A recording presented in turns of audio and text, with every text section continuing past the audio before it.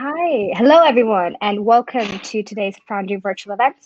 Thank you very much for tuning in, and I hope everyone is doing well. So what's happening in today's session? A welcome from me. My name is Joyce Paracano. I'm the Field Marketing Manager here for Foundry EMEA. I'm here with my colleague Juan Salazar, Senior Creative Product Manager at Foundry as well. So we're going to be going through a quick outline on what's going to be happening here with the Nuke family here at Foundry, and then we're going to dive straight into the panel discussion as well with our panelists.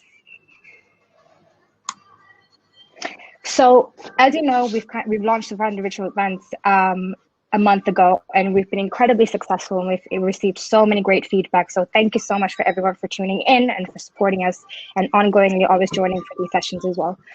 For any upcoming schedule, you can have a look at our Foundry event section. We have new listings on a weekly basis, so make sure you keep an eye on that. We have 6 virtual events per month, so we're quite packed up every month, so make sure you do check out that page. For any questions, for any feedback, any suggestions you have on any topics, you can send us an email on virtual.events@foundry.com. If you want to keep up to date with us, you can check out our Insights Hub on our website, and you can also follow us on social media as well, where we always show trends and what's happening at Foundry, what's happening in the industry as well. So what's happening for content-wise from the Nuke family? So we've got a couple of things that are brand new. We've got 5 new articles on our Insights Hub, so make sure you check those out. We've got another Nuke webinar happening on the 14th of May for small businesses, so make sure you tune into that as well when you have time. And we have also some learning materials as well on our website. And a brand new one we've got from Shahin Toosi, who's actually a panelist today as well, who has a morphine article there as well. And finally, for me, I just wanted to give a massive shout out to all of our partners, Akers VFX, ASWF, AC Instagraph, and VES as well. So a massive shout out to you guys, and also please make sure you support these as well. And I'm going to hand over to you, Juan. Cool. Thank you very much, Joyce. Hello, everyone, and welcome to this panel on supervising VFX supervisors. We are super excited about this. But before we jump into it, even though we are really excited to bring all these guys into stage, I want to talk a few things about what is happening at Foundry and on the Nuke team, especially with the current situations and everything. We want to let you know, as we have done in the other webinars, we are still hiring for some roles, engineering roles, and some artist roles as well. So please do check out the foundry.com careers and have a look at that. We are definitely looking for good people to join the team, which is really exciting. The next part is we are actually looking for beta testers. So with the situation as well, we are all working from home. The whole Nuke team is working from home. We have achieved to have the whole team really well on that. But still, there is some areas that we really want users to start testing, and knowing that you have a little bit more time being at home, we are really looking for new beta testers. So we have put the link there. We'll post it in the chat as well for you guys to be able to pick it up. So please go fill the form. Let us know. We are looking for artists with experience and that they have their own licenses with maintenance, and at least, again, 2 or more years of professional Nuke experience will be amazing. So please do apply to that. So with no further ado, I think I'm going to start inviting people onto the stage. So let's start. I'm going to show me. I'm going to stop this. And the first person I'm going to invite to the stage, if this lets me, there you are, is Lindy Quattro, VFX supervisor from Technicolor. So, hello. Hello. I'm going to share 2 seconds. Sorry. There's too many clicks on this thing. There you are. Sorry. Welcome, all right, Lindy. So, thank you. I'm a production visual effects supervisor. That means that I work directly for the production. I'm the overall supervisor on the shows that I currently work on. Obviously, my career didn't start that way. I was always into both art and math and science, but I didn't really know about this industry when I was in school. That was back in the early 90s, and the industry, of course, was much smaller then. But I double majored in art and computer science at Berkeley, and then I went and I actually worked at Intel for 6 months and kind of hated it. I was working as a programmer, and I was like, this is not fun. I need to find something that's more creative. So I went back to school and I decided to get my MS in computer graphics at USC. And it just so happened, of course, USC is known for their film school. And while I was in the last semester of my MS program, this professor from the film school came over and he said, hey, we're starting a brand new major in computer animation, but most of the applicants that we're getting so far don't have any technical background. They're not programmers. We don't have any coders. And we're really trying to come up with a balanced class. So if any of you guys have a portfolio and you think you might be interested, you probably have a pretty good chance of getting in. And I thought, well, my older brother had applied to the film school and not gotten in. So I thought, well, this will be really cool. I'll apply. And then if I get in, that'll be like something I can lord over him. So called my dad and I was like, what do you think about paying for one more degree? And he's like, no. So then I called my mom and she's like, all right, I'll talk to dad. So she talked him into it. So I went there and I became one of the first 13 people to graduate in the new computer animation program from the USC Film School. And while I was there, I was actually there at the same time as Breck Eisner when his father was the head of Disney, and he's a director. And he had this really ambitious student project called Recon that had a full union crew. It starred Peter Gabriel. We had Charles Durning and Elizabeth Pena. It was like really top-notch talent. And he wanted to do a bunch of visual effects work. And so he came over to our program and I jumped at the opportunity. And so I worked with him on that. And then I worked on this film called Cyber Bandits that one of our alumni had brought back to the school. And we worked for free for class credit doing effects work. So by the time I graduated, I actually had 2 film credits, which was, I think, really important in getting my first job. I also had 2 internships while I was in school. And again, I think internships are a really good way to get experience because nobody really wants to pay you when you don't have any experience. So you kind of have to figure out, how are you going to do something beyond your 2-minute student project? And so I was lucky enough to be going to school in LA, and I got an internship at RGA LA where I worked on Mortal Kombat. I actually animated, lit, composited the whole deal. I did the scorpion character that came out of the hand on the original Mortal Kombat. Brilliant.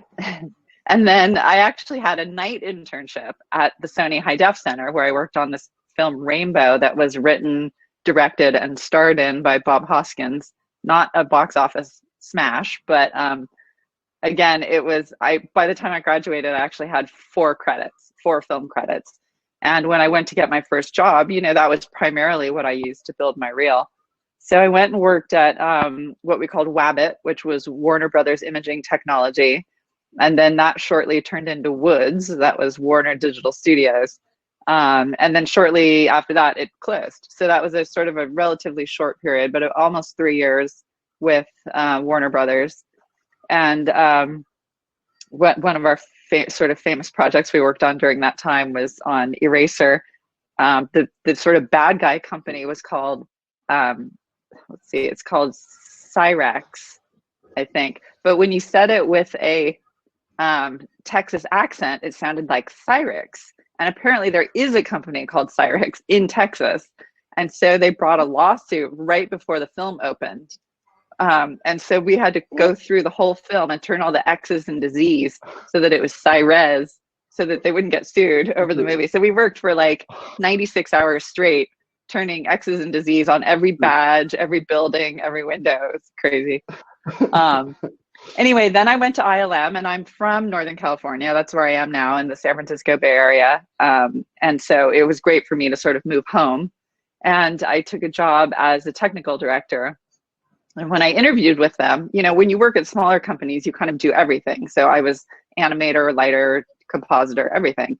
And when I went to take a job with ILM, they said, do you want to be a TD or do you want to be an animator? And I was like, well, I want to do both. And they were like, no, it doesn't work that way here. You have to pick. And I said, well, which one gets to be a visual effects supervisor? And they said, well, it's usually TDs. And I said, okay, then I want to be a TD. So that's basically why I became a TD. And my specialty was effects work. I did particle effects primarily. So I did a lot of, I think the very first thing I did at ILM was a test for the mummy character, sort of being created out of dust.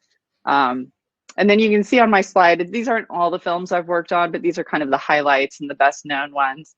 And the reason why I listed first project with Scott Farrar, first project with Joe Letteri, is because these are the guys that really mentored me. And so I did, I think, 5 projects with Scott Farrar, 4 projects with Joe Letteri. I did 3 projects with John Knoll.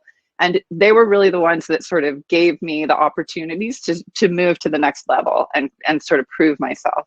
So those were significant films for me. I also put my personal milestone. So I got married during the Mars. Minority Report is the first project where I worked as a sequence soup. That was with Scott Farrar. So that was another project I had done with him.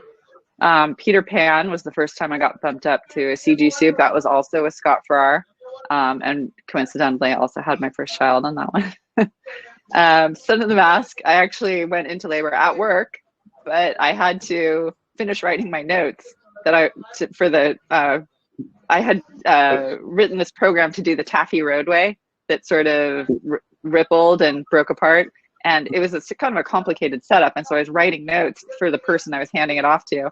And I'd have a contraction, I'd have to stop and then continue typing my notes and then stop again. It's like, and then the next day I had a ton of emails like, where's Lindy? She's supposed to be in this meeting. I was like in the hospital with my baby. But, yeah. Well, that's a good excuse. Yeah, exactly. XXX State of the Union, that was significant to me because I was the digital production soup, and I don't know if every company has this title, but it's sort of what used to be a CG soup. It's the sort of the overall pipeline technical and creative supervisor. So you're sort of right below the visual effects soup, but handling kind of internal creative and pipeline issues. But that was the first time I got any on-set experience. That's why that was significant for me. And it wasn't long. I was on set for a couple of days, but it was a huge learning experience. I mean, being on set as a supervisor is completely different from being an internal supervisor. So big learning experience for me there. Chronicles of Narnia, that was the first show where I was promoted to associate visual effects soup. Again, that was another project I did with Scott Farrar. And we were nominated for an Academy Award on that one. Evan Almighty was the first time that a movie I had supervised on that I personally was in the bake-off, meaning I was one of the 4 names that was on the Academy list. So that was my first time presenting at the bake-off. Rush Hour 3 was the first project that I supervised by myself. Mission Impossible, Ghost Protocol. Again, we were in the bake-off and I did all the on-set supervision for that. Pacific Rim is probably the film that I'm best known for at this point that got kind of the most, publicity. Nominated for a BAFTA on that one. And we were in the bake-off and we won the Hollywood Post Alliance Award for that. And then Downsizing was the last project I did with ILM. And then I left and I went to MPC, which is, under the Technicolor umbrella. And because my job is as a production visual effects supervisor, I actually may cover an MPC show. I might cover a Mill Film show. I might cover Mr. X or Mikros because they're all under the Technicolor banner. And I, cover all those shows. So I only started at MPC actually it was the very beginning of 2019. And before I had even signed my contract, I was on a plane on my way to London to supervise Dora. So it was that fast. That's good. Yeah, it was fun. It was fun. It was a fun show. And I was actually, I was in the middle of my second show, shooting in Budapest when my phone rang at 3 a.m. and the producer was like, pack your bags, go to the airport. We're evacuating everybody. The show's on hiatus. We're shutting everything down. And I was like running around like a crazy person, throwing things in suitcases and trying, I had a 6 a.m. flight. He woke me up at 3 and I had a 6 a.m. flight, and I had, camera gear, and I was supposed to be there for 5 months. So I had 6 giant suitcases of stuff. I mean, it was crazy. But came home, and now we're on hiatus. So hopefully we'll go back sometime this year, but we'll see. Cool. Well, I'm sure we'll all get back to it at one point this year. Eventually. So before I move to the next person I'm going to bring into stage, one question. If you could describe being a production VFX supervisor in one word, what would that be? Maybe translator. I think a lot, or translator, or possibly like a communicator. A lot of my job is taking in information from all the different department heads, from the studio, from the director, and kind of interpreting everybody's vision and then passing that information on to the internal visual effects teams kind of in their language, because what you find is everybody sort of speaks a slightly different language. And sometimes when a director says something, they don't mean exactly what they're saying. They're trying to solve a problem that they haven't correctly identified. And so you really have to be able to hear the message behind what they're actually saying and figure out what the real problem is, and then explain to your team how to fix it in a language that makes sense to them. So for me, a lot of it is sort of translating between all the different parties. Cool. Awesome. Thank you very much. So with that, I'm going to bring another person into the stage. This time is Shahin Toosi, VFX supervisor and VFX designer. So I'm going to invite him into the stage. Did I invite him? There you are. Just welcome. Transitioning to VFX supervisor. Not quite there yet.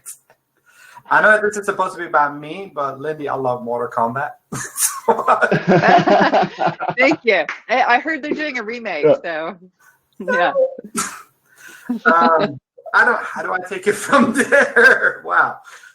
Okay, so I studied digital modeling and animation at school, and I couldn't really get a job as an animator, so I was working in a computer shop.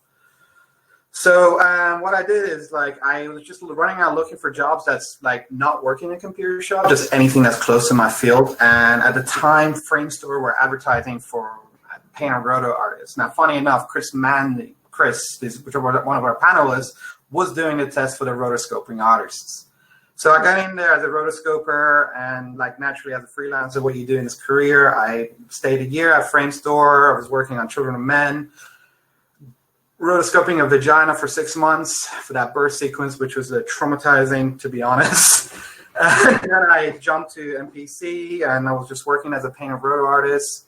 I ended up selling at Double Negative for close to 10 years. And that's, to be honest, at the time, I didn't even really want to be a compositor. For me, it was just I was happy doing paint and roto. And DNEG were a very interesting company at the time. They were very positive. So they kept encouraging me to try out new things. So it was a big Wade who just said one day to Shahin, you're a compositor now. I'm like, okay. Just started compositing.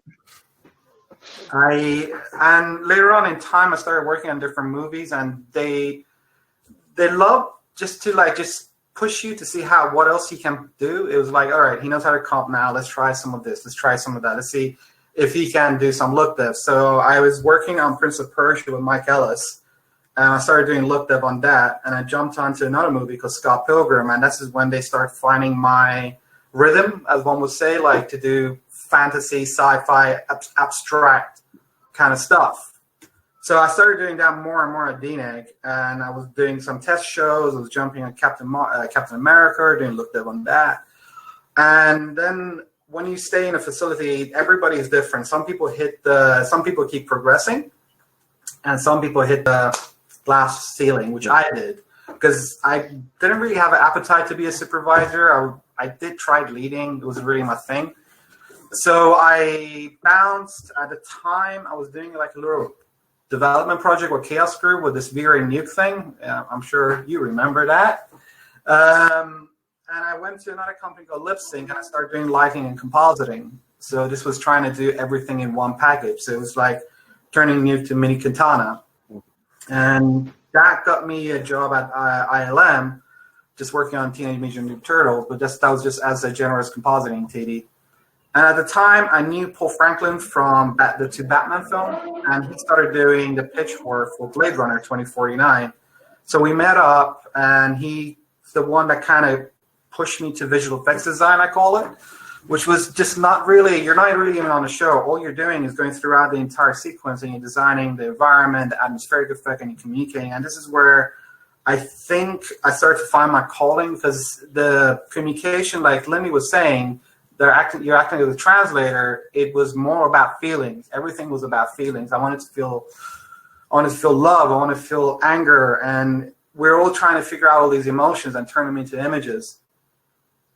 On the road, because I do some presentations for the Foundry and I used to do for Chaos Group, I met a woman called Virginie Bourdeau, and she had her company called AOD, which is Art of Direction. And she was going to do a Marvel show, and she wanted me to jump on board and maybe be a transitional point between visual effect, the art department, and visual effects with a production designer. So I went to Barcelona. I worked there for 6 months under Marvel Studios, and trying to work on Captain Marvel, which is Marvel. That was really exciting, actually, because it really took me out of my comfort zone. And there was a period of time which I was still using Nuke like 1/4% of my time doing visualizations of concept work. But then I started doing virtual sets and basically we're getting the soundstage schematic, we're getting the concept art, and whatever 3D asset I had, I was building a set, and we were trying to mush together, see what would work, what needs to be built, what didn't need to build it. And I started to learn more about like CC printers and, having things TCL compliant, because these are the stuff that like the production designer has to deal with, and it's the stuff that has to get built out prop on set. So that was really exciting. I got sick, so I had to come back home. So there was a period of time I was going through a bit of a recovery period, as one would call it. I got really lucky. I ran into a person called Mike Ellis, and he was doing title work at home and doing smaller shops. And I couldn't really work in a facility, let alone sit for long periods of time.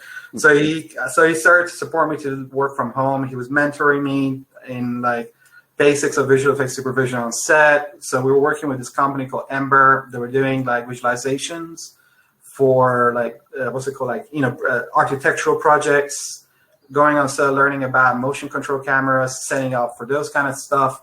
And I started getting more mentored into that. And I owe Mike Ellis so much, and I always like to remind me about how much I'm indebted to him. And if I become half as good as him, I'm very, very lucky. And Mike actually helped me to get a job on a movie called Aeronauts. I got introduced to Matt Tinsley, who referred me to Russell and Miranda Jones. I know the production designer in that. And I came in as an in-house artist for Amazon. And on that show, I met Tom Hooper and Mark, which is the editor. And that's when you start to realize like what you really enjoy, because they're filmmakers and they don't talk like visual effects people. So it's like whenever you talk to Mark, you talk about rhythm, because he's an editor. And there were moments in time where we're comparing Prodigy to what he's doing on Aeronauts. Like, that beat over there you're doing, isn't it a little bit like this soundtrack? I love that. And with Tom, you would talk about feelings and emotions, and it was not a typical visual effects environment. I don't even consider it as visual effects, because we would just basically say, look, I got this idea for an ending. Shahin, grab a bunch of plates, make me an ending. So I would go make him an ending. Actually, Russell would give me the plates, we would stitch together. And we would go back and forward. And instead of like where you're having your normal dailies, I'd grab my laptop, run to the grading suite, which is further set down the road, put it on a laptop. We all look together, and he'll say, change this, change that. And then Mark would come in, you know what? I don't like this. Let's change this a little bit. And we just worked that together, you know? And it was just like that kind of, I'm getting excited just talking about it. It's just that kind of interaction that's just different from like what you would tend to work in, like in any facility or job. Things that people don't think you do as a VFX part. Yeah, you don't think about that as VFX. I mean, like when you're growing up as a kid, you know, your feedback comments is a little bit less cyan, fix that edge, and add some edge flares. Where are you going into, you know what, I want to feel something here. And then you're and Lindy was saying you're acting as a translator. And one of the funnest part is it depends which director you're with. Like at Ember, their art director would talk to you with sounds, not, you know, I want this. He would just say, Shahin, you know what? I want a bit of whoop, whoop. And so yeah, go, whoop. All right, I can work with that. Yeah, and at that point, you start to learn that you listen to what they say, but you look at how they say it. Yeah. Shahin, I'm gonna move you over because I want to bring the other guys, and then we can have more conversations about that, because I really find interesting the idea of how a supervisor thinks and communicate all that part of the directors and everyone on set and how we bring that in. But so I'm going back to the stage this time to Dan Akers from Blur Studios. And come on, are you gonna let me? For some reason, it's not gonna let me. Joyce, do you mind trying inviting Dan to the stage? Because for some reason, it's not letting.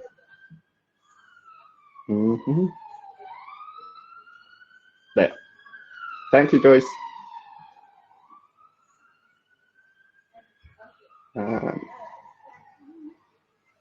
There we go. Yeah. Welcome, Dan. Thank you very much to be here. And please tell us a little bit about yourself. Thanks, Juan. It's great being here. You just always love these Foundry events. My name is Dan Akers, VFX supervisor with Blur Studio.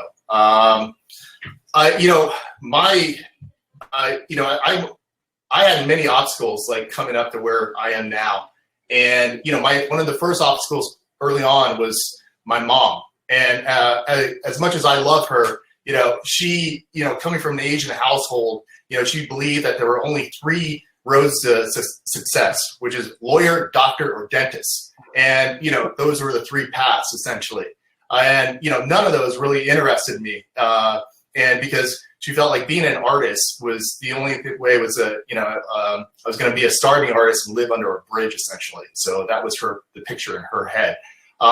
So I did go to, you know, study law for a little bit and then realized it just wasn't in my heart. And so I dropped out and then kind of like and then, you know, went in this circuitous route and then, found that I just needed to do art, and then ended up at the Savannah College of Art and Design, where I studied film and computer graphics.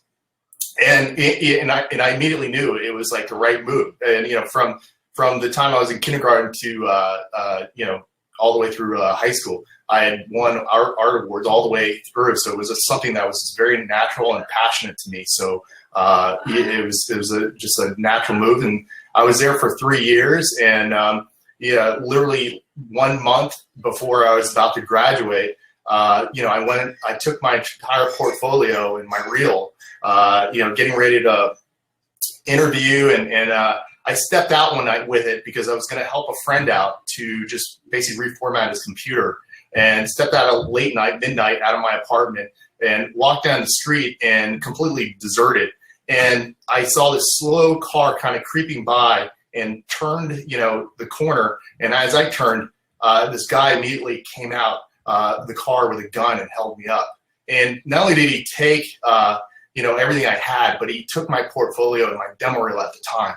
And, you know, he said, turn around, you know, I want everything. And he took my bag and, you know, just, I was there, and then he said, now just run. And then I ran, and then he actually shot in the air, while I was running. Now, thankfully, I was unharmed, but it was one of those things where, my years of work was all down the drain. I was like, my portfolio, my reel, and I had a month ago, I had $100,000 worth of student debt that was, there. And, now all I could hear was my mom saying, I told you so, so it was like, but, these are kind of situations of like adversity where, I kind of picked myself up. I kind of just put some things together, and I was able to manage to get a couple interviews. And one of them at the time was with, thankfully, CNN International. And I met this creative director that saw a lot of potential in me, especially like the fact that, I was both a designer, I could animate, and then I could kind of like I was this jack of all trades. And he was honestly looking for someone that could like really help rebrand the network. And, at that time, the biggest competitor was the BBC, and he really wanted to sort of like take that step up. And so I went in there, and then I said, this is what we need. We need like $500,000, just to kind of get the software, hardware programs. And he kind of like just let me loose for 2-3 years. And I helped rebrand that network, from top to bottom. And, it was sports programming, networking, and it was a great time to sort of, just see how things work like in a breaking news situation, high tension, stress, and how people operate together with, from the anchors all the way to, just the set operators and, just the communication that happened on a very fast-paced situation. But at the same time, I was able to sort of like learn a bit of the trade, learn these skills, and put a reel together. And the next thing I got a call from Rhythm and Hughes saying, hey, we really like your reel, and we've heard a lot of great things about you, and would love to sort of invite you to work on Scooby-Doo too. And so that was kind of my first gateway into the film business. So awesome. That's amazing, and a great story also on adversity, especially for people that is actually finishing school at the moment, to tell them to understand that in these adversity times, there is always something that will come up later. So that's great to hear from your experience. Go ahead, Juan. Sorry. Yeah, no, go on. And I'll invite. I was going to invite Christian, but please. No, I was just going to say, it's really about persistence, and it led me into the film, and then where I went to, ILM, and then I was there at DD for a long time, and then obviously now Blur. So, but let's please invite the next person. So I'm going back Christian now, and just so we can roll it, and so you all guys have a lot of experiences I want to share with everyone on this. So I want to invite Christian Manz to the stage, and Joyce, you will have to do it again because for some reason they decided that doesn't give me the options. Sorry, technical issues. Dan,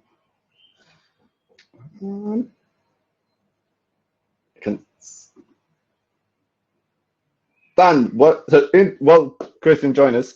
You can tell us a little bit. You have been at Blur since 2016, doing an amazing job. What would you like to highlight from your time at Blur? I think one of the great things about Blur is just the content we create and the stories, and then just we're not just a company that does visual effects, but we're content creators, and so being a part of that the last 4 or 5 years has been like a big part with obviously with Love, Death and Robots, Sonic the Hedgehog. These are like all part of Blur Productions that about sort of creating transformative content that really it's not really just about making pretty images, but it's about making images that really sort of make you feel and move people is what the part of what I love most about Blur. That's amazing. Love Death and Robots. My feelings about it. It's incredible. Season 2 and 3 are on the way. So awesome. All right. With that, obviously, Christian Manz, thank you very much to be here. Can you tell us a little bit about your experience and your career? Thanks, Juan. It's a pleasure to be here. Well, it's slightly different again. I studied illustration, actually, painting and drawing, and had very little. Well, I couldn't use a computer by the time I left university because it wasn't part of the course. So, but as part of the course, I did animation, stop motion animation, which I didn't carry on with. But my tutor I became good friends with was a graphic designer at the BBC, doing title sequences. And she worked with this very small company called Framestore at the time, and she always used to talk about it. And I ended up doing a project where I did some painted animated stop motion logo for a cinema trailer, which actually I actually got as a commission, and I ended up going into Framestore to go and see it being put together. And I was like, wow, this is a cool place. And, you know, I'd grown up loving film, TV. It's probably my first love, you know, things like, you know, obviously Star Wars and Doctor Who, etc., etc. And it seems like it was something out of my reach. I didn't know anybody who was, you know, in that business at all. So suddenly Christine, my tutor, became this kind of link. So I left university, and after a few months, I realized I didn't really want to be an illustrator because I enjoyed painting, but I didn't really enjoy doing painting when it was somebody asking me to do something that I, you know, was prescribed rather than something I was making up. So I put my CV in around Soho. I walked around Soho, and one of the places was Framestore. And in October 97, I had my interview, and I became a runner. Making bad tea, thank goodness, because I think making bad tea probably aided the journey upwards into the tape library. And what was good about being a runner and being in the tape library at the time, it was the time when you were running tapes all over Soho. You went into all the facilities, I went into all the suites, I saw who the clients were, what the work was. Gave me a bit of confidence because you were delivering stuff to broadcast and all this sort of stuff. So it was actually quite a good internship in a way. And in the background of all of that, I was coming in the evenings and weekends and beginning to learn to use the kit, things like Photoshop, simplest Photoshop and Matador at the time, which was like for doing roto. And eventually I got a interview to be a texture artist, which I failed because somebody, Darren, who still works for Framestore now, came in with a portfolio full of dinosaurs and got the job for Walking with Dinosaurs. So I failed. But on my next attempt, Sharon, who ran the company at the time, interviewed me, and I got a job as a texture artist. So it was a pretty, you know, I just was pushing myself all the time because suddenly I was doing what I did. I was painting, but I was doing it on a computer instead. And over time, I gradually kind of, you know, I'd suddenly be asked to do, I went from, you know, doing textures for buildings on a big title sequence we were doing to suddenly creatures on Alice in Wonderland and Walking with Dinosaurs in the end. And then I kind of got asked to do like an animated texture for something. And so I asked them to get me After Effects. So I got After Effects and I learned how to do that. And slowly but surely, I ended up becoming this department of one, which was kind of like Framestore's 2D department. So at the time, everything was Inferno and Henry, very expensive kit. And there was me on my PC with After Effects and Photoshop and Softimage and whatever on it. So I could model and texture and render and then composite my own stuff. So I ended up doing a lot of television. And ended up bizarrely working with a lot of the people like Armando Iannucci and Chris Morris, people I'd grown up just, you know, if my dad had been alive, would have been absolutely sort of in awe that I was working with these people. But suddenly I found myself working with them. And again, it was just pushing yourself. I always kind of, I guess everything I was asked to do, I was kind of always going, yeah, I think I could do that. And then probably stayed in the evening looking at the manual, working out how to do it. And eventually then from there, well, basically I got told I was doing really well in my appraisal, but, you know, I could earn more money basically if I learned Flame. And so I stuck to my artistic integrity and learned Flame. and moved up to be a flame and inferno op. And there I was doing commercials and television again, and working for, with Tim Webber. Then he was, VFX supervisor there for donkey's years, even when I walked through the door. On Dinotopia, we were doing a lot of those Hallmark mini-series at the time. And Shackleton was a really big show for me, because that was about the explorer going to the Antarctic, because I did a lot of the effects. I was doing the matte painting. I was then compositing it. So I was kind of like a one-man band. And actually, bizarrely, I remember, because we were there with a TV area in the middle of the room watching 9/11 when I was doing the shot that's on that thing of the ship in ice, which is kind of very surreal. And then slowly but surely, having done Love Actually, which bizarrely was one of the most traumatic shows of my career in terms of just the amount of hours and push to what we were doing.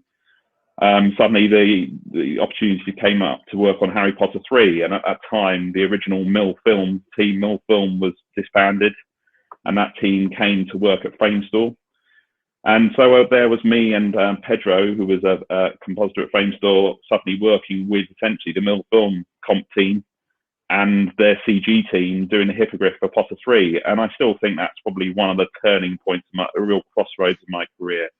Carl Mooney was the supervisor at Framestore. Tim Burke had left Mill Film and was the production side supervisor. And I think everybody I, met and worked with on that job, we all still keep in contact now. It was, an amazing experience. And again, it was just building on that experience to become, then after that, I think I was considered, or in different shows, I was considered the lead suddenly, and I was leading teams of people. And, learning the skills of managing, kind of making sure that people were getting through the work and knew what they had to do and were hitting the notes. And that kind of then led on to being, comp supervisor was a fairly new role, really. We hadn't had that title at Framestore, but on Potter 4, I was the comp soup on the above water sequence of the underwater. There was two parts of that sequence. And again, it was, working with Tim Webber again. It was, a great experience, I think. So suddenly, and there I was suddenly using Shake as well. So I was using Shake and Flame. So that was a very, because Flame was just so bloody difficult with color space and everything with film. So that was kind of juggling, using the tools to do the best that they could. I'd do some stuff, I'd go and use Flame to do some stuff and Shake for the others. So again, still mixing and matching. And then it wasn't long after that, during that time as well, I was doing a lot of, between shows, I was doing compositing on TV. I won a couple of VS awards for compositing during that time. And then in the TV department, suddenly there was the main supervisor was on a show and wasn't available. So they gave me this chance to supervise this show coming up, Primeval, which was a TV drama, very different from the Walking Dinosaur stuff. And so I said yes, and I went and did it. And I did that for three series where I was, again, the overall supervisor, suddenly thrown out on set, working with lots of different directors and DPs, filming underwater, abroad, in stages, in forests. And it was a real learning experience. By the third series, I was second unit director. And again, it was just that I built all of the experience that I realized when I moved over to film, it was kind of the same, but just more. And then in between that, I was doing different things. I got to, I was doing bits on other shows as well. So we were kind of supervising. I was supervising a whole bunch of TV. I was like the sole supervisor for that. And then after that, it was film. It was just what I was asked to do, really. So, Fiona at the time, who still is now global MD of Framestore, asked me whether I wanted to do Nanny McPhee or Harry Potter, and I ended up doing both concurrently. Nanny McPhee was amazing, but it was so short, such a short, sharp shock of a show. But I'm still really proud of the work we achieved on that, because we did it all, and there were a couple of 40 odd hour shifts in doing that. And then doing Potter 7, doing the Dobby and Creature work, which we got Oscar nominated for, was amazing, really, to hit that sort of level of work. That still looks great today, I think. And working with key people at the company who I still, got to work with on later shows.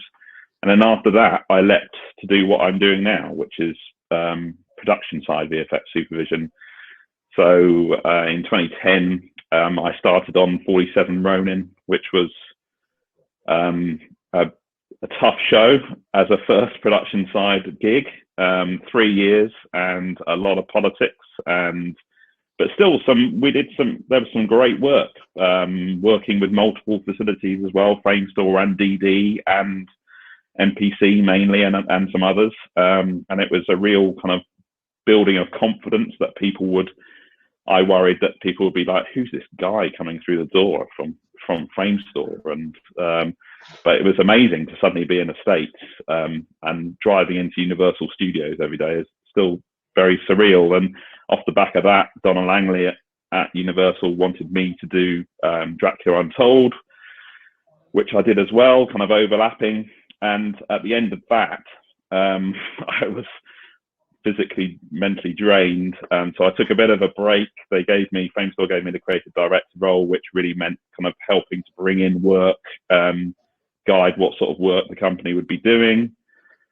And then that time I helped. I did about 6 months work on Beauty and the Beast, actually. And then I got the opportunity, having said I'd never wanted to do a film production side again, I got the opportunity to interview for Fantastic Beasts, because Tim Burke, who was due to do it, wasn't available for pre-production. And so I went and interviewed with David Yates and Heyman, and got the job.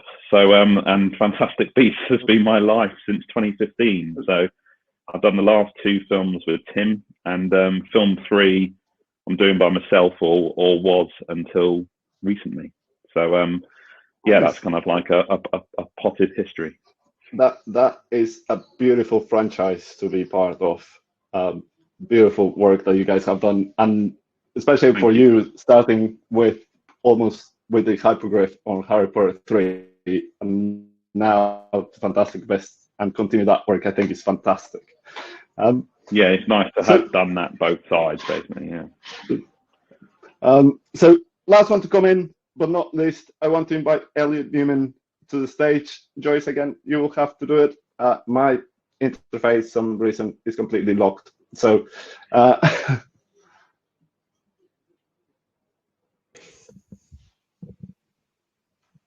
you guys hear me? Yep, all good.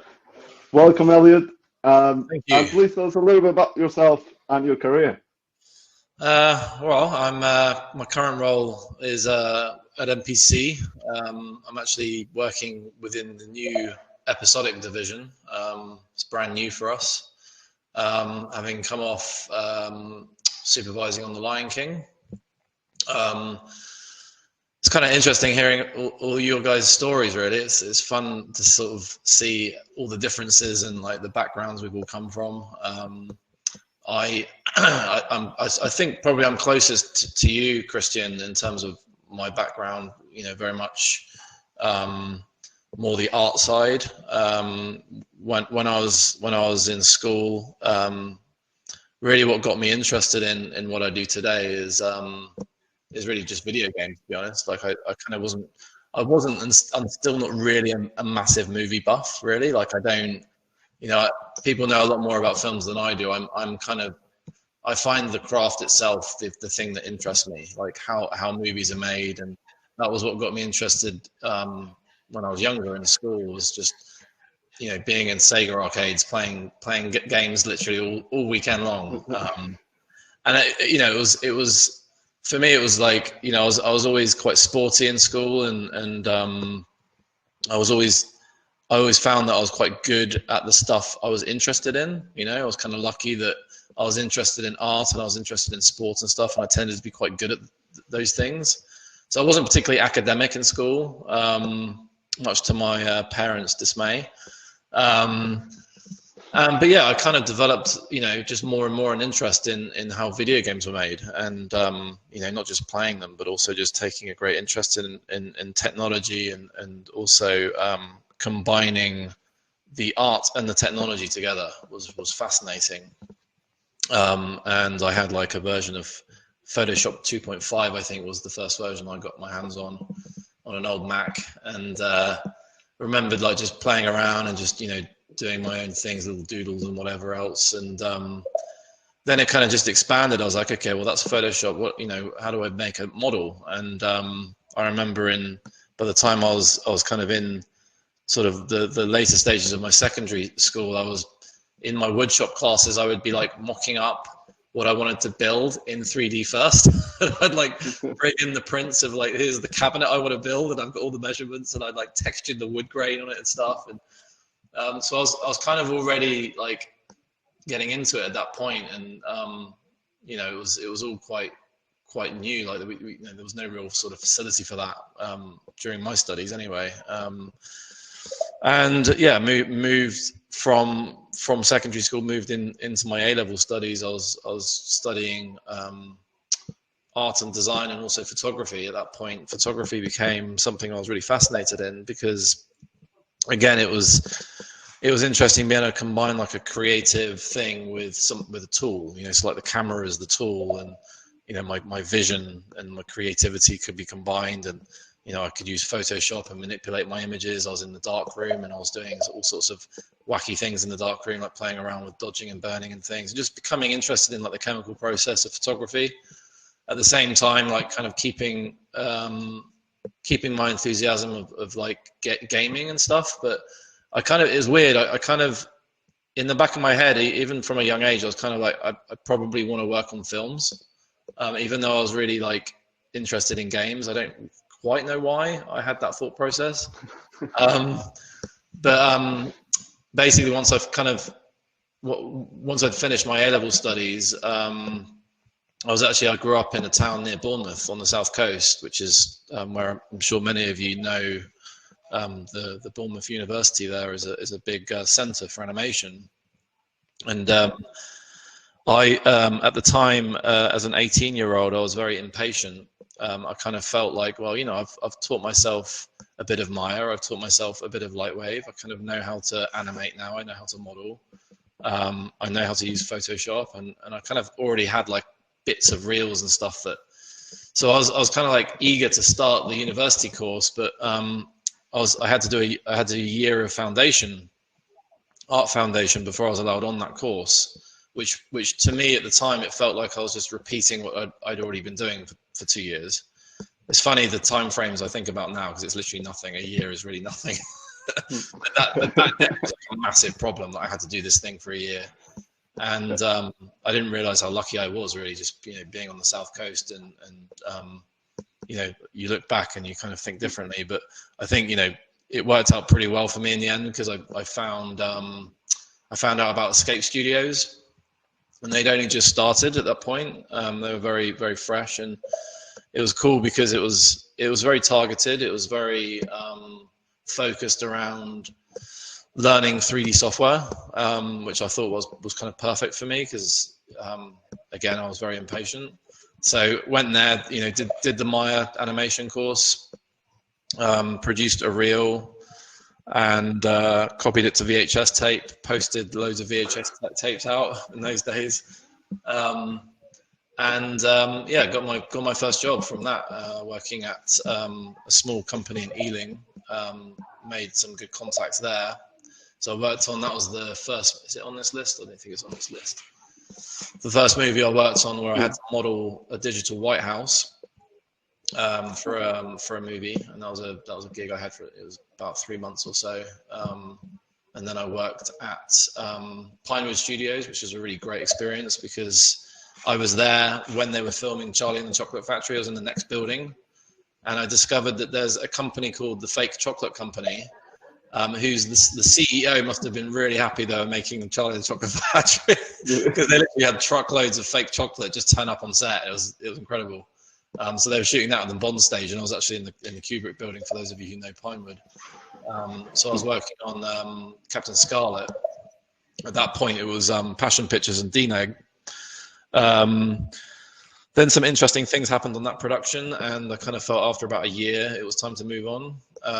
So applied and had some contacts at MPC at that point. So that with 2004 or 2005, something like that, was when I joined MPC, and I've been there since.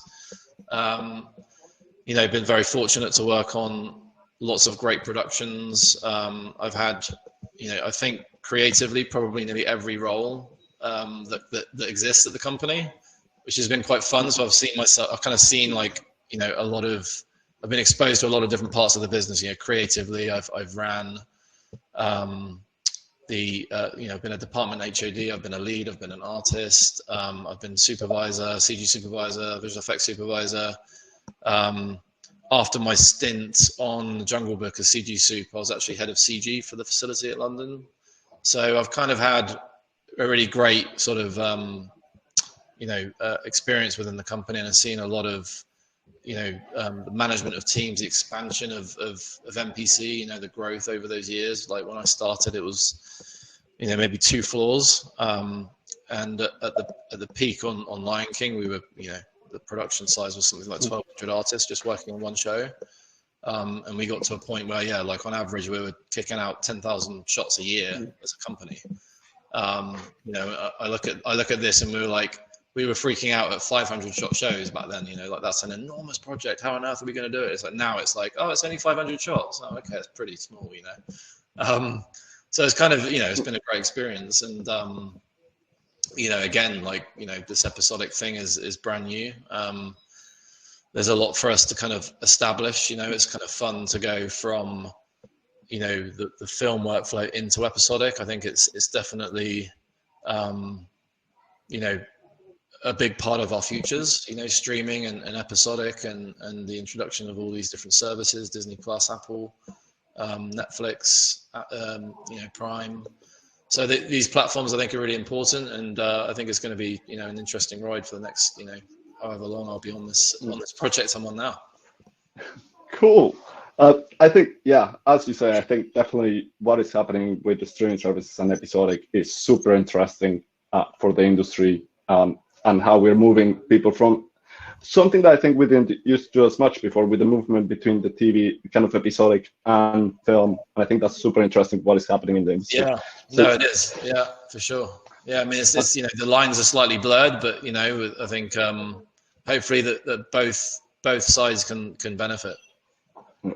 So now that I have you all here, and we have heard from all of you of your amazing careers and how different paths you actually have gone, there is something that we haven't talked about in all this, because we have been concentrated on the visual effects and on the work side.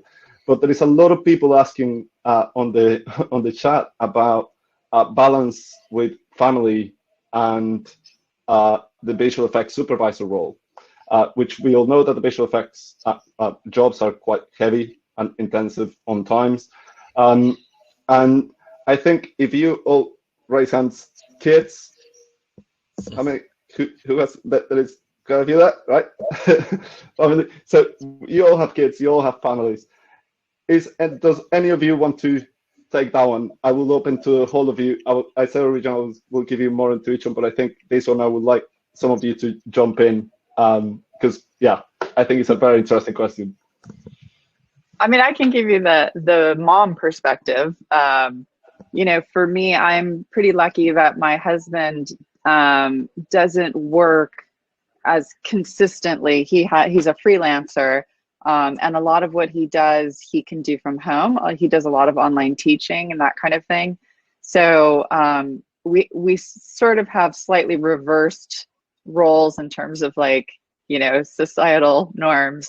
But he's the one who always drove the kids to school and, you know, picked up the gifts for the friends for the birthday parties and that kind of thing while I was away. It's hard. I mean, there is no sort of magic bullet solution. It's a really hard thing when you travel all the time. And I'm gone sometimes for 6 months, you know, that's really hard. And when my kids were younger, it was really, really hard. I would try and do Skype calls with them and they'd get bored and wander out of the room. You know, they didn't even really get the whole Skype thing. Now they're teenagers, you know, one's 17 and one's 15. They're driving. One's going to college next year. It's much easier. And they also really like to travel. So whenever I'm on location, I always make sure to bring them out to visit me at least once. So they've gotten to go to a lot of really fun, I mean, they've been to Canada. They're practically citizens. I've done so much shooting in Canada, but they've gotten to go to Norway. They were coming to Budapest. They've been to London several times. You know, they just come to where I am because that's, you know, important for us to be together. Awesome. Yeah, we know that it definitely is not easy, but there is multiple ways to go around it. Does anyone else wants to say anything on that? Because I know you'll. I also kind of think it sometimes. I mean, it is tough, and you know, I had my first one when I was in that TV world, doing you know, lots of crazy hours as everybody still does now, and I guess for me it's where I've just gained in confidence and experience. I think that's the thing as well, is when you get to go, no, somebody else can do that and I can go home. Learning to be able to say no was the hardest. I remember one of my bosses saying that in an appraisal, you know, learning to say no is what I need to do. And I think that is a big part of it. But it is, you know, it is tough. And obviously a big part of my thing is for the last 5 years, I've been doing Fantastic Beasts, which is, you know, a 30-mile drive from here every day. So it's much easier, you know. Nice. All right. Then. Yeah, no, I'll just say, I mean, it is extremely hard. And then, you know, I feel like I'm very much, you know, like Chris and Lindy are just like in the thick of things right now with a 7 and a 2-year-old. And, you know, and I remember when I had the first one, I was pretty unprepared. I was on Oblivion. And, you know, my wife says she felt like she didn't see me for 2 months because, you know, I was kind of working around the clock. But, you know, I think a lot has to do with the team, and, you know, it's really important. I compare, you know, VFX suits to almost like a coach, like on a sports team, you know, basketball, like how you know, dictate the schedule. And one of the things I try to say is like, you know, if everybody does their job from top to bottom, you know, from Anim all the way through the departments, you know, there's a good chance we can get out of here at a normal time. And so I really just try to like focus on like the intensity of the work and trying to like, you know, make sure that everyone has what they need. But it's still very difficult at the end of the day to sort of balance that and the home life. You know, it's constant challenges. Yeah, which actually, Dan, you just drove me into a great segue for what I was thinking, which is, sorry, my brain just went blank, clearly, because that's what is supposed to happen when you're doing this live. And it literally went blank. Now, so that is the family side, it's difficult to support, but then what have you guys done, or I don't know if, Elliot, you have managed a big team. How do you plan to make sure, try to constrain as much that your deadlines and the work that you have can actually be achieved? As a supervisor, when you're making those plans and those ideas, what you're actually trying to get with the teams done, do you have any techniques, or do you have any moments or things that you already do that you have done in multiple shows that you go like, I'm normally try and tackle this type of stuff first or that to make sure that my deadlines are more achievable? I guess I can answer that. Yeah, I mean, you know, I think it varies depending on the type of show you're on. You know, like I think for us at our level, I think a lot of it's to do with, you know, what's your client relationship? You know, because I think that's a key part of it, is that every production and every client has a different take and a different expectation and a way of reviewing, and so I think to a degree you have to tailor things to who you're working with to make sure that, you know, you're able to kind of keep things ticking over. I think that's an important thing that a visual effects supervisor needs to bring. Is, you know, kind of a key part of that is the relationship and managing the relationship. You know, what do you need to show? How many times do you need to show it? Making sure that in your sessions you're getting what you need out of those review sessions that you're running. a large part of it as well is just production management, and just making sure that you've got the correct crewing and the crewing cycles are correct, that you haven't overloaded certain groups of artists, and making sure that every show will go through periods where you're ramping up or you're ramping off certain parts of the project, and it's just making sure that you're managing those peaks and those valleys, and spreading the work and making sure that you're getting, the necessary kind of milestones of approvals and the iterations to kind of get you over the line, and not spending too long working on something without kind of sharing what you're working on, because obviously that can also be can scupper your plans. If you spent 2 months working on something before you kind of reveal it, then that's like, for me on The Lion King, that was one of the biggest challenges. Was a lot of the industry is based around the day, right? Like we kind of bid by the day, and it's called dailies. Like everything is kind of like production cycles typically are called, are done in 24 hours. My renders weren't 24 hours on The Lion King. They were longer. So, and that was a challenge, because it was actually a logistical thing. Like a lot of what we had to do with team planning and work planning was actually based around simulation times and render times, making sure that, when we might not see that shot come off the farm for another week, and that is challenging. So it's like a lot of management has to go around. You kind of have to think on projects like that, like almost 4 or 5 weeks ahead. Like you have to predict the future a little bit to know that if you're going to put a note in there on a shot, how is that going to impact your schedule? Because you could be sending your whole project back by a factor of weeks. Not a simple note could literally send you back a few weeks. So it's anticipating, like, having the experience and foresight to know I might have an issue with what's coming and trying to catch it as soon as possible. That's my take. Shahin, did you want to say something? I saw you jumping for a second, but I don't know. Oh, yeah, sure. Well, I mean, I got a little bit of upper hand because I'm around the editorial, so I know exactly what's going on.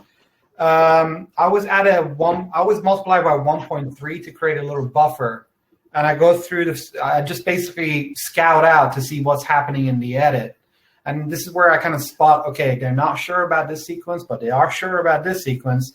And start to like manage sequences and shots going, we can get these out a lot faster because they're pretty sure about it. This is the part that we need to kind of hold back a little bit because that edit's going to change a lot.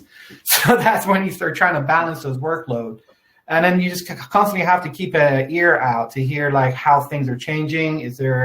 What kind of feedbacks are coming from the studio? What kind of feedbacks are coming from your cast and crew screening? Oh, no, sorry, wrong one.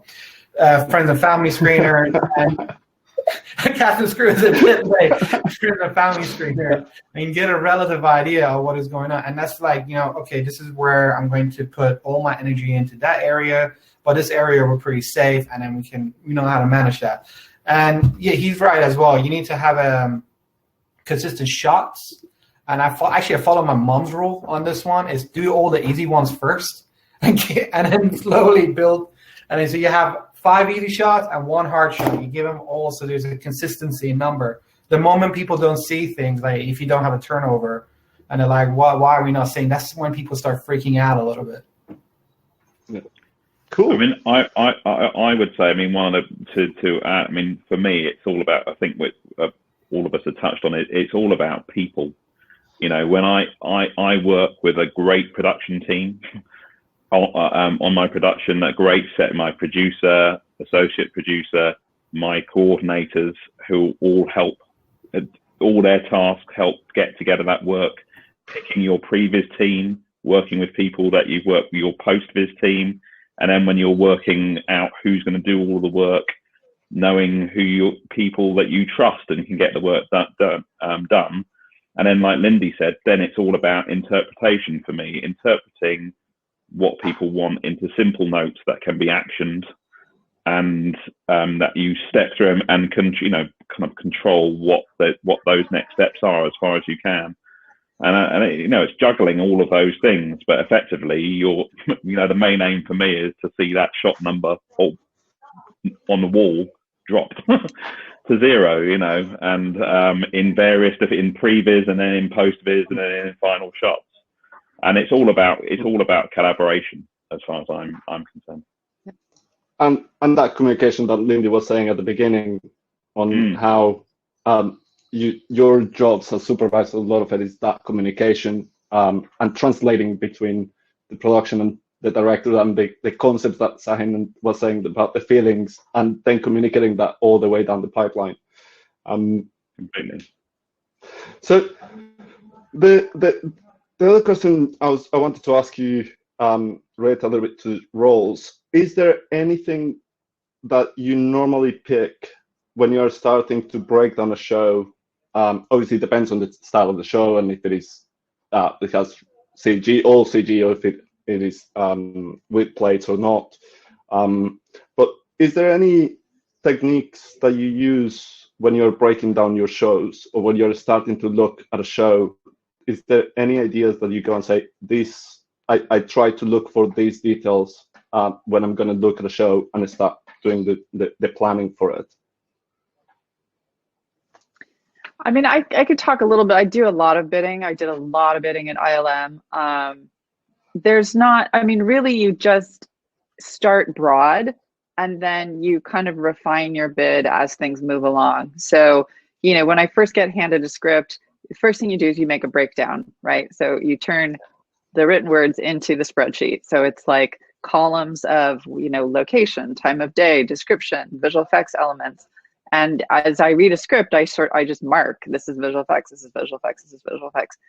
And then when you put it into the spreadsheet, you know, we have some general rules of thumb, like we assume 5 seconds for an average visual effects shot, and we assume a minute a page for a script.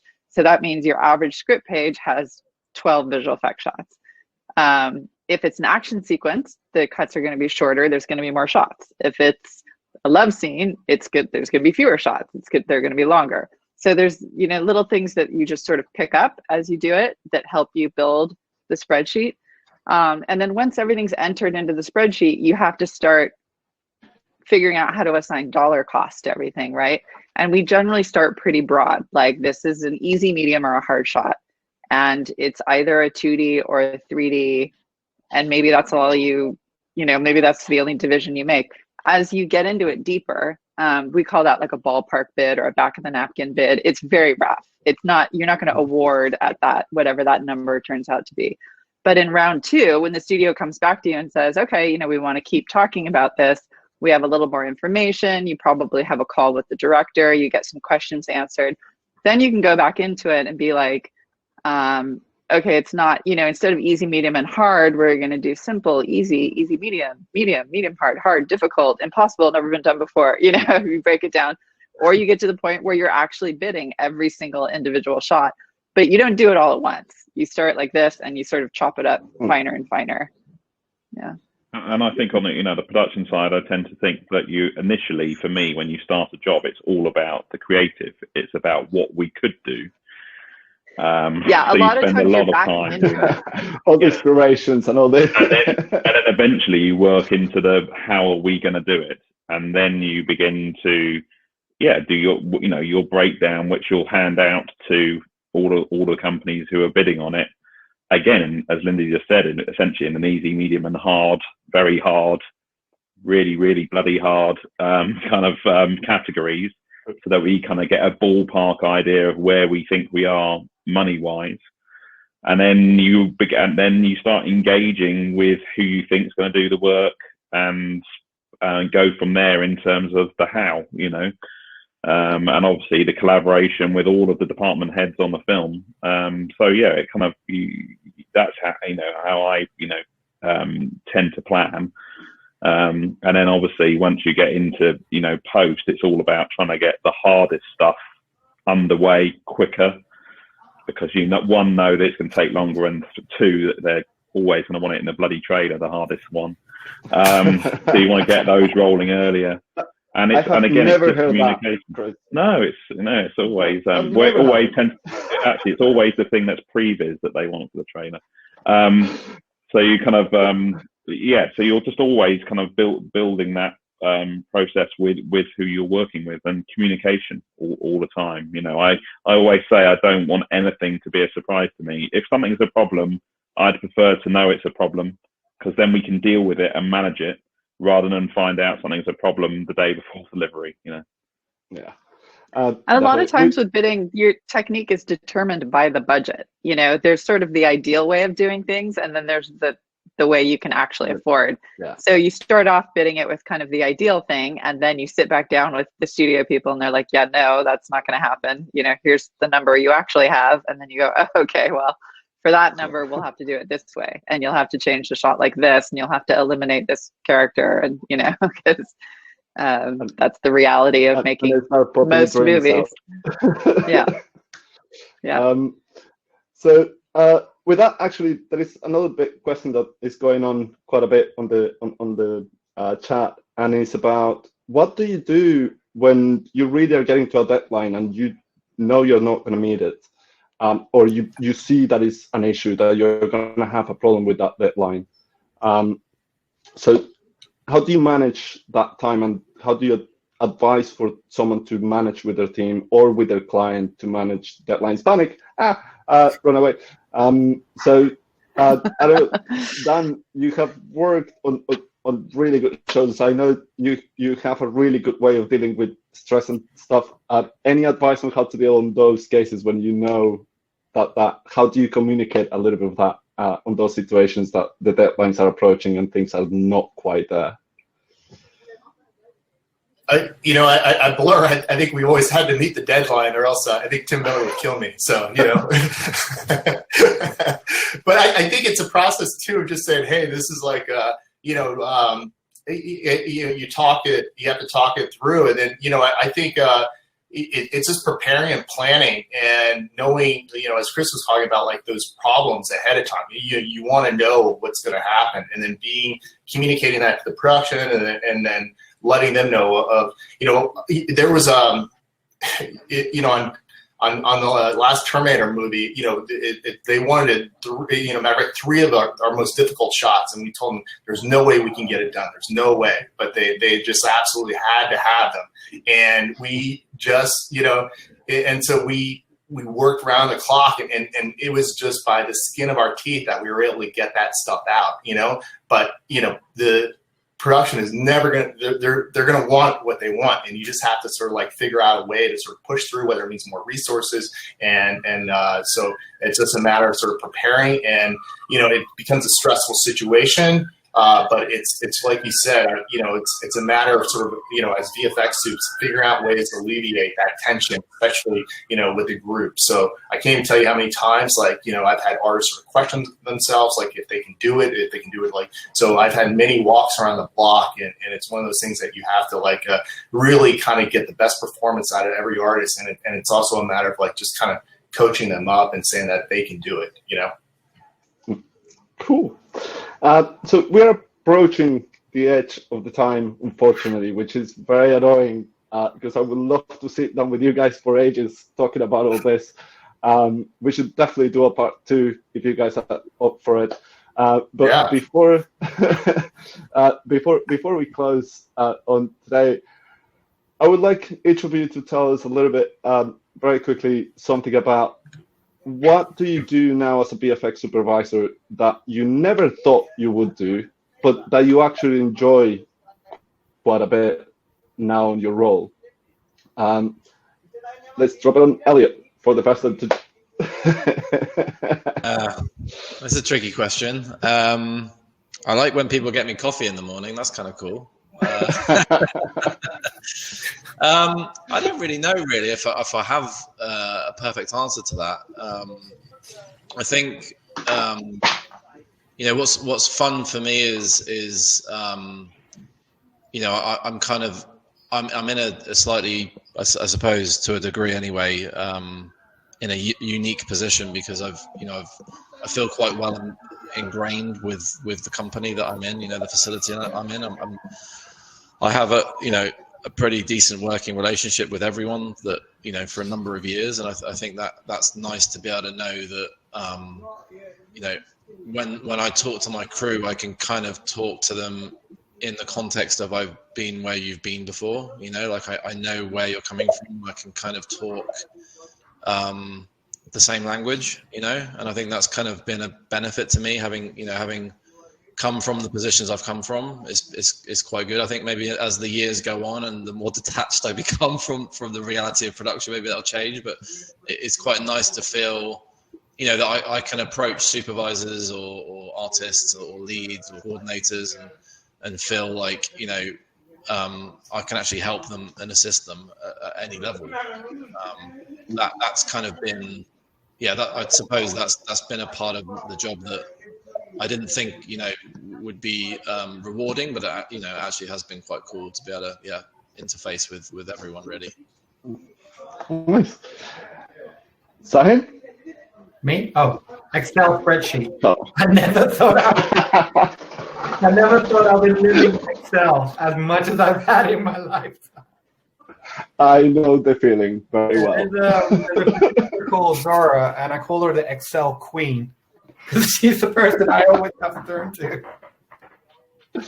Do you enjoy them now? Yeah, slowly. It's kind of like painful at the start, you know, learning to walk, and then you get into it. I think the worst part is when you're trying to just like do simple thing like either insert some like little screenshot into it and it doesn't scale properly. You're like, why?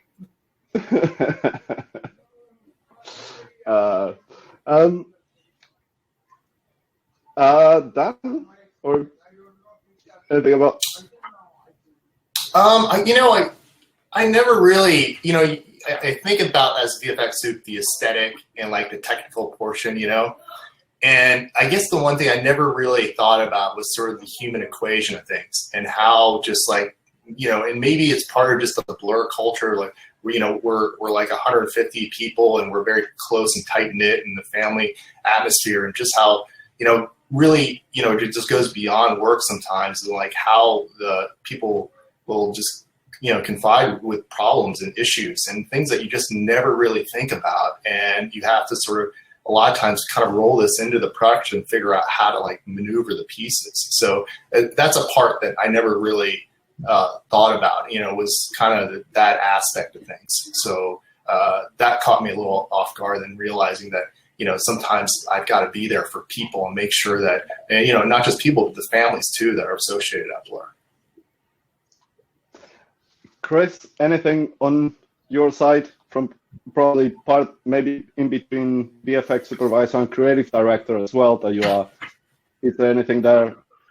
Well, I've been echoing what the others have said, really. I mean, I've grown up at Framestore. I've been, I spent literally half my life at Framestore. So, and in that time, I never thought, I guess the thing I do now that I never thought I'd end up doing is actually just that working directly with a director and with, you know, sitting in a room with Joe Rowling sometimes, you know, and you're thinking of ideas, creative ideas that end up on the screen. You know, you can, in all the films that I've worked production side on, there is stuff in there that you think, God, I actually thought of that. And I think having that confidence in your own ideas, I mean, that's one of the things I said. There are never any, well, there are some silly ideas, but generally there's never any bad ideas. They're just ideas, you know, and it's a very personal thing. But, you know, getting to do that, getting to, you know, direct little bits and things as well, you know, that's been something that I would never have dreamt of. As I said at the beginning, I had no clue how to get into this world before I started. So to be stood there calling cut on a crowd scene or something like that is amazing. That's incredible. Being able to be part of that creative process has to be incredible. At that moment that you see that final decision still make it into the film. Yeah, definitely. Lindy, so to wrap it up, we started with you. We wrapped it up at the end. You know, for me, learning sort of the camera side of everything was a total unknown. I mean, I had never anticipated that I would need to understand lensing and photography. That was a whole aspect of the job that I never even thought about. And the other thing probably would be the travel. You know, when I entered the industry, which I think was before everybody else, in like 93, it was LA. That was it. Like, you worked in LA. There was no London. There was no Vancouver. That was it. And I never anticipated that it would become so global. Most of the time when I'm doing dailies, it's funny because everybody talks about the coronavirus thing and, oh my God, working from home and the Zoom meetings and all this stuff. This is not new to me. This is how I've been doing my job for 10 years because my crew is not where I am, and they haven't been for a decade, So I'm completely used to supervising remote teams in locations all over the world. On Pacific Rim, we had people in China, Denmark, Montreal. I'm forgetting a country, but we went on a world tour. We called it the World Tour, and we went around and visited each of the facilities to kind of do turnovers and meet and greet with the crew and try and give them a sense of inclusion in the project and all that kind of thing, so that we're not just faces on the screen. But it's interesting, the way it's turned from this sort of local Hollywood industry into this huge global industry, and really nothing is shot in LA anymore. It's bizarre. I think that's a very great way to actually wrap it up in a way. That is something I'm very passionate about, which is a little bit of that, which is that I call it the decentralization of the industry, where now you really have all these hubs around the world, and we are raising the level of the visual effects work everywhere to be at a certain level, which I think is incredible because it allows artists, for example, I'm Colombian, so I had to go to live in the States, then I came to London, and I think that is part of the industry and is part of the beauty of the industry, but also as well having the ability for people from other countries to raise and be at that quality and the whole industry be at a certain standard is a brilliant part of what is happening right now. And also, I want to say you all have amazing careers. Again, it's incredible to have you here. Thank you for spending this hour, well, almost hour and a half with us. So thank you very much to share this with all the Foundry people and everyone that is on. And no problem. Here's for part 2. Yeah, we should definitely do part 2 of this. We can break out multiple things. It's incredible as well to see. There is a bunch of questions about how technical or how artistic a supervisor should be and the balance. I think to people, look at the panel. There is no, there is technical. Yeah, there's no one formula. Yeah, it's there's no one route. Yeah, and there is as well kind of I part of the reason why I wanted as well to do these supervised panels is because I think there was an idea. People feel that supervisors are this single job that exists somewhere, but people don't really understand how variety of supervisors there are, what's the different roles, what's the different spaces that you all kind of behave every day and jump into the shows every day. So thank you very much. I think that was brilliant. Thank you everyone to be with us. And I think with that, Juan, thanks for having us. Thank you. And keep safe all. Yeah. Keep well. Yeah. Keep safe. Thanks everybody. Thank you. Joyce, do you have to